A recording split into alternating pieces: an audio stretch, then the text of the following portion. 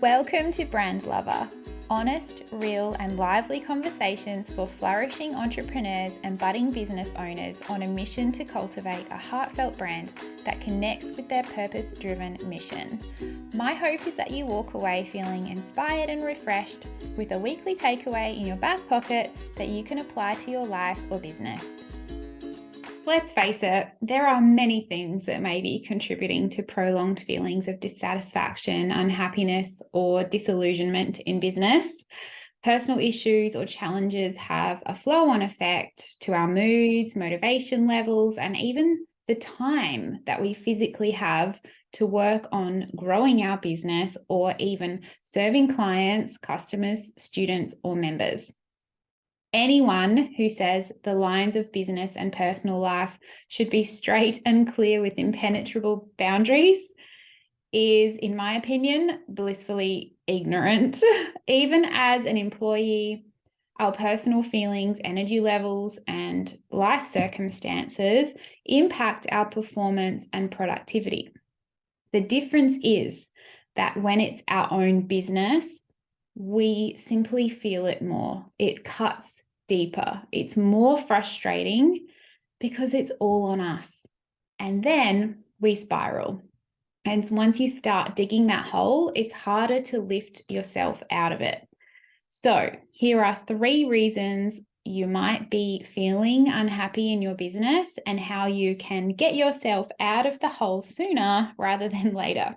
So number 1, and probably the biggest one that I have experienced, is life circumstances or a change of season. So recently I shared on my Instagram feed the challenges, including the mental and the physical and the time challenges that I'd been experiencing since we welcomed our beautiful little border collie puppy, Mackenzie, into our family about 2 months ago. I couldn't believe the response that it received. Seasons come and go in life, and I truly believe that we need to be in tune with them in order to feel at peace with the season we are in. Even if we are in a season that has been brought about by unforeseen circumstances. I also believe it's incredibly unrealistic to feel happy all the time. Not all seasons or experiences are how we would like them to be. But change is inevitable, and it's how quickly we adapt, accept situations, and resolve to step through them that will impact how you feel as you do so. Even on rainy days, you know that the sun will come out eventually, because it always does, and it always has before. And as frustrating as it is sometimes to choose a life that prioritizes family over business growth sometimes means that we genuinely need to put the brakes on for just a little while to refuel, refocus on what needs to be done to get through that season, and even to perhaps thrive in that season in the right area, and then move on at the right time. So the second reason is that perhaps you just aren't aligned with what you're doing anymore.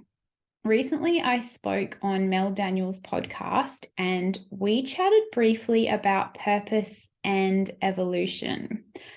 I believe that we are called for a core purpose, but that purpose can often look different through different periods of life. If we fight against this natural evolution and maturity and stubbornly hold on to a business or a brand vision that isn't personally lighting us up anymore, it then makes total sense that you're feeling internally conflicted and confused. So if you are feeling this way, I encourage you to take a breather, take stock, reflect, process. Go through a brand review process like we do inside the Branding Hub, and give yourself the white space you need to rediscover your passion, or let it go and apply that passion to something else. Okay, the third reason I think is something that everybody can relate to. Burnout. You're burnt out. Busy. Trying to do too much. Trying to squeeze too much in. We've all been there, and I think that it is a disease that our society is suffering from so badly right now. Nothing is enjoyable when you are going a million miles an hour, being all the things to all the people, skipping from one coaching call to the next, up at the crack of dawn, with the 5 a.m. club, which I certainly don't subscribe to, in case you were wondering. And, burning the midnight oil and not taking that time. Even if you love what you do, eventually, if you are living this way, you will start resenting start resenting this beautiful thing that you've created.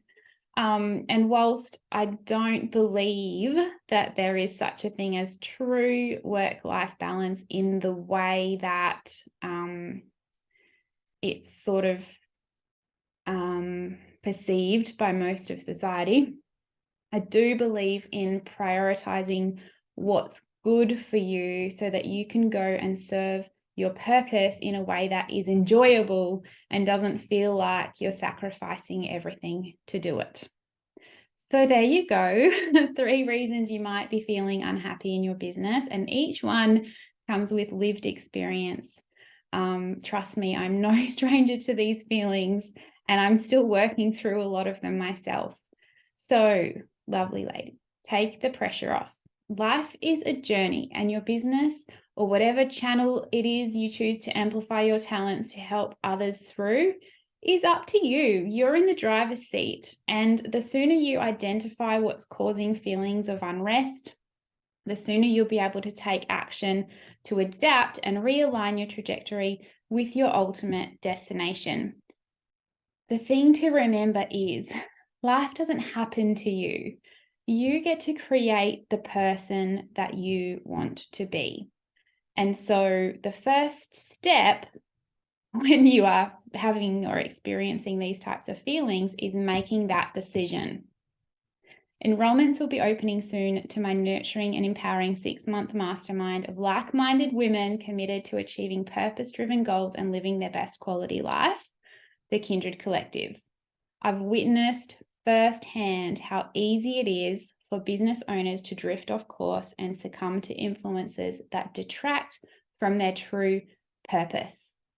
And little spoiler alert asterisk goes in here. I am talking about myself and a lot of women that I have worked with and mentored over the years. But the problem with this is that it inevitably leads to burnout, disillusionment, and unrealistic expectations. So I would love to know, first of all, if that sounds familiar. So send me a message on Instagram if you are feeling that way. I would love to chat with you.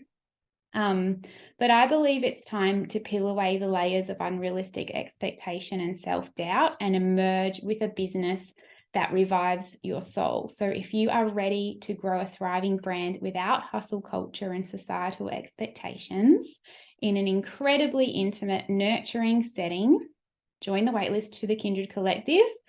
I'm going to be opening enrollments next month. You will find the link below in the show notes or on my website. And as always, thank you so much for joining me, and I will see you next week. If you found this episode inspiring or helpful, I invite you to share the link with another woman in business or someone who needs to hear this message. Every woman we can support to grow a meaningful, profitable brand is another woman who is free to live a purposeful life for herself and be more present for her family. None of us are alone in the challenges we face in business, but the solution can start with a gift from someone else, and it could be a podcast episode just like this one. Thank you for listening.